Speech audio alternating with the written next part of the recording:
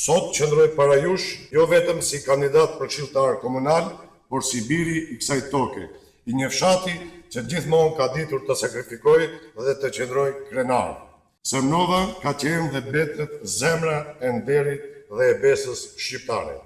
Vendosat të kandidoj, sepse besoj se zëri i qytetarëve të zakonshëm duhet të dëgjohet më fort në institucionet e komunës sonë. Nuk dua të jem thjesht pjesë e politikës, dua të jem pjesë e zgjidhjes.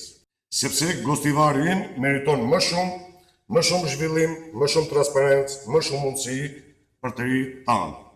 Ne kemi nevojë për ujë të pishëm, rrugë dhe infrastrukturë të ndenjtë për çdo fshat, përfshirë malësinë, për kujdesje për bujqësinë, për njerëzit të cilët punojnë tokën dhe mbajnë ekonominë lokale gjallë, mbështetje për arsimin dhe të rinjtë që ata të mos detyrohen të largohen jashtë, por të ndërtojnë jetën e tyre këtu.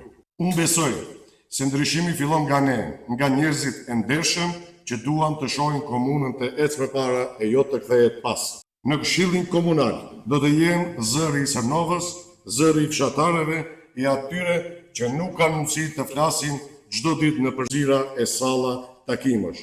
Unë ju premtoj, nuk do të jem këshilltar që hesht, do të jem këshilltar që punon, që dëgjon, që mbron çdo vendim në dobi të qytetarëve.